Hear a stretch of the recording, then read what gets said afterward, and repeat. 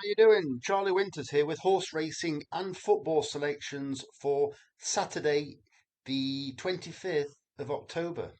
So, last week's performance, well, very disappointed on the horses once again, but one of the football selections came up. It was the both teams to score. So, from an original bank of £150, we are now sitting on, once today's bets are played, no, sorry, I'll get into that in a minute. We're showing a profit anyway on the football. So let me get into the horse racing. So it's currently going to be six selections. Um, there's some very interesting selections. I do think Sam England, the trainer, is going to have a decent day. She's only got two, but I did see this. I did see one of. In fact, I saw both of the horses run last time. Both I think are very interesting. And if you go through a form in the Racing Post in the last 14 days, her horses are running well. So let me get into it. So at the moment, it looks like it's going to be a 10 pence each way lucky 63. But I'm probably going to have some each way singles on every single one of these. Probably something like 50p each way or a pound each way singles. Um, it's very tricky this time of season because you get into the end of the flat season and also the beginning of the jump season. You're seeing a lot of horses that have been running for a while and probably preparing for an all-weather campaign, and then you've got other horses that you don't know whether they've wintered well or not. I know winter was a long way away, but you don't know how they finished off the season. Well, you know how they finished off the season last season, but you don't know how they're coming into this coming jump season, especially those that you're going to see at Cheltenham, because there's probably high hopes of them. The problem is, a few of them will be aimed at the Cheltenham Festival, but they're not going to be fully tuned up today. So it's interesting, it's tricky. So with that being said, I have generally gone for horses at Cheltenham that have had a recent run. I don't know how the stats back me up. They probably don't, but I just think fitness on, I think ground described as good to soft at Cheltenham. It's going to be hard work. It's a tough course anyway. It's a bit of a roller coaster. Um, and you're open to the elements. You can get very breezy there. So let me get into it. So the first selection is a horse called Made All. It's currently 4-1, but we've got best odds guaranteed. It's in the 12.50 at Newbury. Well, I saw this horse run at Catterick last time. You seriously need to take a look at it. I thought, oh, well's that one going? It was miles behind. And then basically shut the reins and it was absolutely flying. And for those of you that might have done a bit of running in the past, it was more like a tempo run. He started off steady, gradually built it up, and was flying at the finish without going like 100%. The whip wasn't really out. It wasn't under massive pressure. It was literally absolutely flying towards the finish. The problem I've got is with this Newbury race. What I tend to do when it's Newbury on soft ground, I like horses that are up with the pace, and I'm sure members of the channel, well, not members, subscribers of the channel, or the one member of the channel, um, in the past, I have chosen selections at Newbury and done okay on the round course when we pick horses that are up with the pace, but actually definitely stay the distance. They can be very hard to peg back, and notably, it would normally be one of the Jonathan Portman horses. They're the ones that I tend to follow at Newbury on bad ground in these poorer races. This isn't a poor race; this is a competitive race. But Maydor it's got an obvious chance. It's 4-1. I think the second favourite. But if you watch this race at Catterick last time, although it is a Catterick specialist, that's another concern because is its form as good at different tracks? It has been at some, not so much others, but I don't think it's actually ever ran at Newbury. But we'll see. It comes into the race in absolutely flying form. It is a amateur jockey race, but they've got a decent jockey on board. I have seen him ride quite a few times for Richard Farley. That his name's something like Ian Cagney. So I think it's got a decent chance. Fingers crossed for that one. The second selection is a horse called Zurich at 11-1 in the 10 past 1 at Cheltenham. It won last time. Henry de Bromhead is bringing this horse from Ireland for Cheltenham, so you know it's probably going to run a half decent race. That's all I can say about that one. I think it's got a decent chance. It's had a recent run and it's got a recent win and it comes in decent form. Um, shouldn't be too far away. The next one is an interesting one. The problem is it goes against what I normally do. So the selection is and I don't even know how to say it, I'm guessing it's Catching Salvo at 10-1 in the 145 at Cheltenham. So this horse, it's never ran over hurdles, and that's something I normally avoid. I normally tend to sway, even if they've got slightly lesser form or not fantastic form, should I say, over hurdles, for the fact that they've. I do tend to go for those that have got hurdles, existing hurdle form in the book, even if it's not fantastic and falls short of maybe what's required on the day. Because I do think horses that um, come from the national hunt flat, and it also comes from the point to point scene, I just think that they benefit from having a previous run over hurdles. I'd have loved to have seen this horse run probably 28 days ago at somewhere like Fontwell in a forerunner field. It wouldn't even mind if it had just come second off a slow pace, something like that where there's room for improvement. It's had a recent run, but it hasn't. So what I am saying with this horse is this horse has got national hunt breeding all over it. So I do believe it's Walk in the Park is the sire, and the dam sire I believe is Flemonsfirth. Two top class national hunt breeding lines. Um, this horse, it ran over 2 mile 3.5 in Ireland in a national hunt flat, decent race. I think there were like 20 runners, came third. Um, it progressed with every single run, even from when it first came out over. Sorry, not over. Um, on the point to point scene. I do believe it's something like ratings like 85, 87, 103, 107, 111, then 123, I think it was. Something on them lines. So it's getting better with every run. The problem is we don't know how it's been since its last run. I'm talking like it won't be tuned up fully. I do believe that it's probably shown quite a lot when it comes to schooling at home because he's 10-1 fourth favourite, never ran over hurdles before in a very competitive race, I think. So it's the Anthony Honeyball stable. His stable normally start well for the season. I haven't checked his last 14 days stats, but he is normally one that I do side with. But as I said, it is a competitive race. But I do believe I actually think they could be quite well spread out in this. Yeah, spread out in this race. So I think there could be a lot there that go in there that need the run and that probably go in there purely on talent only. And I think there were some tired horses like coming to the final turn. I think they were literally grueling. It'll be a grueling finish kind of thing. Um, it's going to be hard work at Cheltenham today. Sorry, I've got something sticking in my bag.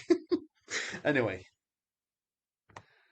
the next selection is Man of the People at 16-1 in the 220 at Cheltenham. I'm a bit concerned about the price actually because it comes from a bit of a betting stable and it's quite well handicapped, this horse is. And it also, I do believe, has got quite a bit of form at Cheltenham. It is a competitive race. I'm not really expecting it to win. I'm expecting it probably to run a very good race and get in the placings. Fergal O'Brien's team at Cheltenham do really well, and this is the Noel Fahili Racing Syndicate. Well, I think they're going to have a lot of success at Cheltenham, not just at the Cheltenham Festival, like spread out through the year. Because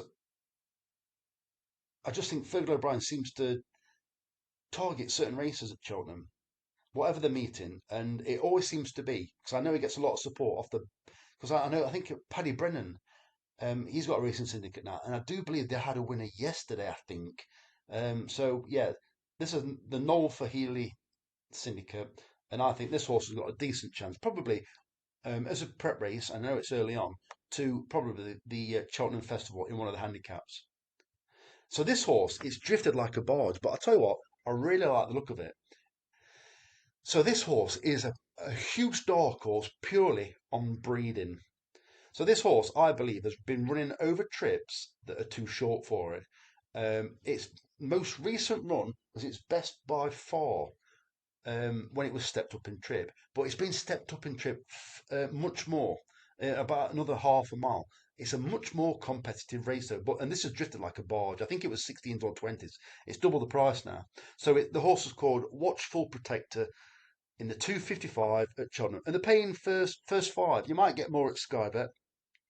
But I think it's trained by Emmett Mullins, and it did disappoint on its debut run over hurdles.